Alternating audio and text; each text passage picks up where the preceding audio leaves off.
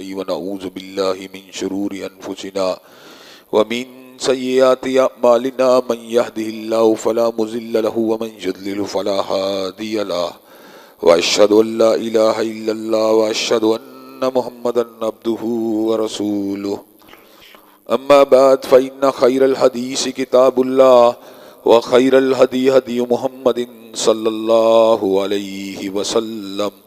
وشر الأمور محدثاتها وكل محدثة بدعة وكل بدعة ضلالة وكل ضلالة في النار. أما بعد أعوذ بالله السميع العليم من الشيطان الرجيم ومن يعظم شعائر الله فإنها من تقوى القلوب. ہر قسم کی تعریفات اللہ مالک الملک کے لیے ہیں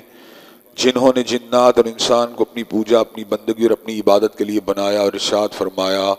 وما خلقت الجن والانس الا لیعبدون، اور میں نے نہیں بنایا جنات اور انسان کو مگر اپنی پوجا، اپنی بندگی اور اپنی عبادت کے لیے.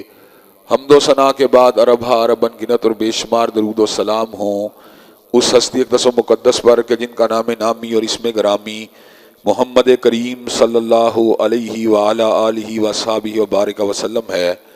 اللہ رب العزت نے امام الہدیٰ علیہ الصلوۃ والتسلیم کو اہل کائنات کی ہدایت اور ان کی رہنمائی کے لیے مبعوث فرمایا اور آپ کی ذات بابرکات کے ذریعے اہل کائنات کی ہدایت اور ان کی رہنمائی کا خوب بندوبست فرمایا. اللہ رب العزت نے امام الہدیٰ علیہ الصلوۃ والتسلیم کی سیرت طیبہ میں طرح طرح کی خصوصیات کو ودیت فرما دیا تھا اور گوناگوں قسم کی صفات کو آپ کی ذات اقدس و مقدس کا حصہ بنا دیا تھا. اور ان تمام باتوں سے بڑھ کر یہ کہ میرے آقا کی زندگی میں کوئی صبح ایسی نہیں آئی، کوئی شام اور کوئی رات ایسی نہیں آئی، دکھوں کی کوئی گھڑی اور شب لمحہ ایسا نہیں آیا جب مالک کائنات نے اپنی تائید کو، اپنی نصرت کاملہ کو اور اپنی حمایت بے مثال کو حضرت رسول اللہ صلی اللہ علیہ وسلم کے شامل حال نہ فرمایا ہو. اور ان تمام باتوں سے بڑھ کر یہ کہ عرش کے رب نے اپنی آخری کتاب حمید کو سید العرب والعجم، امام المتقین والابرار، حضرت اشرف الانبیاء والمرسلین، حضرت خاتم النبیین جناب محمد کریم صلی اللہ علیہ وعلی آلہ وصحبہ وبارک وسلم کے قلب اطہر میں نازل فرما دیا تھا. اسی کتاب حمید کے ایک انتہائی اہم عنوان جس کا تعلق سیرت صدیقی کے ساتھ تھا، گزشتہ خطبہ جمعہ میں نے اس حوالے سے اپنی چند گزارشات کو گوش گزار کیا اور اسی کو کنٹینیو کرنے کا ارادہ تھا، لیکن درمیان میں کچھ بین الاقوامی سطح کے اوپر ایسے معاملات رونما ہوئے جن کی وجہ سے میں نے وقتی طور پہ سیرت صدیق کو موقوف کر کے ان موضوعات کو آپ حضرات کے سامنے رکھنے کو زیادہ بہتر سمجھا اور اس بات کو غنیمت جانا کہ ان واقعات کے حوالے سے اپنی چند گزارشات کو آپ حضرات کے سامنے رکھا جائے. اللہ تبارک و تعالی اللہ ہے، کائنات کا خالق ہے، کائنات کا مالک ہے. کچھ چیزیں ایسی ہیں جن کی نسبت اللہ تبارک و تعالیٰ کی ذات کے ساتھ اس انداز میں ہے کہ وہ اللہ تبارک و تعالیٰ کی زمین کے پر اللہ تبارک و تعالیٰ کی نشانیاں ہیں. جب ان نشانیوں کے حوالے سے منفی طرز عمل کا مظاہرہ کیا جاتا ہے تو اہل ایمان کے اوپر، اہل اسلام کے اوپر اور بالخصوص مسلمان حکمرانوں کے اوپر یہ ذمہ داری عائد ہوتی ہے کہ وہ اللہ تبارک و تعالیٰ کی ان نشانیوں کے دفاع کے لیے اپنا کردار ادا کریں. اللہ تبارک و تعالیٰ نے کلام حمید میں ناقۃ اللہ کا ذکر کیا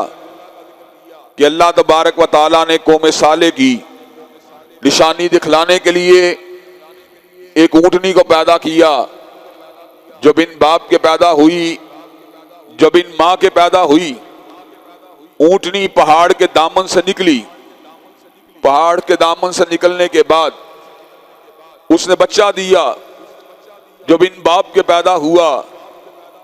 وہ اونٹنی چراگاہوں میں چرتی تھی، اتنا دودھ دیتی تھی کہ پوری بستی کے لوگ اس کے دودھ کو پیتے، لیکن دودھ میں کمی واقع نہ ہوتی تھی. اللہ کی نشانی، بن باپ اور بن ماں کے پیدا ہوئی، بن باپ کے بچے کو دیا، دودھ اتنا دیتی تھی کہ پوری بستی کے لوگ پیتے پھر بھی دودھ میں کمی واقع نہ ہوتی. اتنی نشانیاں دیکھنے کے باوجود بھی قوم سمود کے لوگوں نے ناقۃ اللہ کو شہید کر دیا، اللہ تبارک و تعالیٰ کا غضب آیا، ایک چنگھاڑ کو قوم سمود کے اوپر مسلط کر دیا گیا، ان کو سوائے ہستی سے مٹا دیا گیا۔ جب بھی شاعر اللہ کی نشانیوں کی جو ہے توقیر کے اندر کمی کی جاتی ہے، اللہ کا غضب حرکت میں آتا ہے۔ بیت اللہ الحرام جو زمین کے پر اللہ تبارک و تعالیٰ کا پہلا گھر ہے، جس کے بارے میں مختلف روایات ہیں کہ حضرت ابراہیم علیہ السلام اس کو بنانے والے ہیں، لیکن دوسری روایات سے یہ بات بھی معلوم ہوتی ہے کہ حضرت ابراہیم علیہ السلام اس کو بنانے والے نہیں،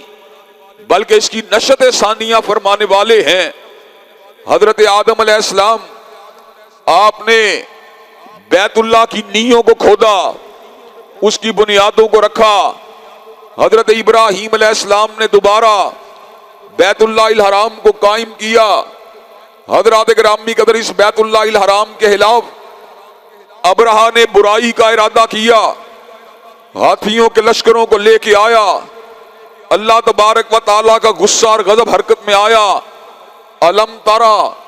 کیف فعل ربک باصحاب الفیل الم یجعل کیدہم فی تضلیل وارسل علیہم طیرا ابابیل ترمیہم بحجارۃ من سجیل۔ حضرات گرامی قدر، ابرہہ ہاتھیوں کی فوج کو لے کے آیا، لیکن اللہ تبارک و تعالیٰ نے چھوٹے چھوٹے پرندوں کے جھنڈوں کو اس کے اوپر مسلط کر دیا، پتھروں کو برسایا، ہاتھیوں کو اور ہاتھی والوں کو بھوسا بنا کے رکھ دیا۔ حضرات گرامی قدر، یہ اللہ تبارک و تعالیٰ کے شاعر کو چیلنج کرنے والے لوگ ہمیشہ ذلت اور رسوائی کا نشانہ بنتے ہیں۔ حضرات گرامی قدر، آج ہم آپ کے سامنے اس بات کو رکھنے کے لیے آئے ہیں، شاعر اللہ تو بہت سے ہیں، لیکن حضرت شاہ ولی اللہ محدث دہلوی رحمت اللہ علیہ کے مطابق 4 شاعر ایسے ہیں جو جملہ شاعر میں سے بڑے ہیں۔ پہلا شعار اللہ کی کتاب قرآن مجید ہے، دوسری حضرت رسول اللہ کی ذات اقدس ہے، تیسرا بیت اللہ الحرام ہے، اور چوتھی نماز ہے۔ یہ اللہ کے وہ شاعر ہیں کہ جب بھی کبھی ان کی بے توقیری کی جائے، اللہ تبارک و تعالیٰ کا غصہ اور اس کا غضب حرکت میں آتا ہے۔ حضرات گرامی قدر، جب بھی کبھی قرآن مجید کی بے توقیری کی گئی، اللہ تبارک و تعالیٰ نے اس قوم کو غضب کا نشانہ بنایا۔ حضرات گرامی قدر، کئی مرتبہ اللہ تبارک و تعالیٰ براہ راست آسمان سے بجلیوں کا نزول فرما دیتے ہیں۔ اللہ تبارک و تعالیٰ تسلیمہ نسرین کو معمولی سی چوٹ کے ذریعے معذور کر دیتے ہیں، اور رشدی کو کئی مقامات کے اوپر رشدی جیسوں کو زخمی کر دیتے ہیں، اور کئی مقامات کے اوپر راجپال جیسے لوگوں کے سینوں کے اندر غازی علم دین شہید جیسے حریت پسند نوجوان اس کی سینے کے اندر نوکے ہنجر کو اتار دیتے ہیں۔ کئی مرتبہ عامر عبد الرحمن چیمہ جیسے فرزند جلیل جو ہوتے ہیں، وہ شاطمین رسالت مآب کو موت کے گھاٹ اتار دیتے ہیں، اور اس بات کو ثابت کر دیتے ہیں کہ شاعر اللہ کا دفاع کرنے والے مسلمان آج بھی زندہ ہیں، حرمت قرآن کے اوپر مرنے والے اور حرمت رسول اللہ کے اوپر مرنے والے آج بھی زندہ ہیں۔ حضرات گرامی قدر، سویڈن کے اندر قرآن مجید کو نظر آتش کیا گیا، ہالینڈ کے اندر قرآن مجید کے صفحات کو پھاڑا گیا، حضرات گرامی قدر پھاڑنے کے بعد زمین کے اوپر گرایا گیا، زمین کے اوپر گرانے کے بعد نظر آتش کیا گیا۔ حضرات گرامی قدر، وہ قومیں جو اپنے آپ کو مہذب کہتی ہیں، وہ قومیں جو اپنے آپ کو ہیومن رائٹس کے لمبردار کہتی ہیں، وہ قومیں جو اپنے آپ کو اخلاقیات کی بلند ترین سطح کے اوپر سمجھتی ہیں، حضرات گرامی قدر ان اقوام کی زیر نگرانی اللہ کی کتاب کی بے توقیری کی گئی، اللہ کی کتاب کو نظر آتش کیا گیا۔ حضرات گرامی قدر، لیکن دکھ و تعصب کا مقام یہ ہے، کسی مسلمان حکمران کے کان کے اوپر چھو بھی نہیں رینگی۔ حضرات گرامی قدر، مجھے یہ بات بتلائیے، آسیہ ملعونہ حضور کی شان اقدس میں گستاخی کرتی ہے، اس کو یورپ کے اندر منتقل کرنے کے لیے تمام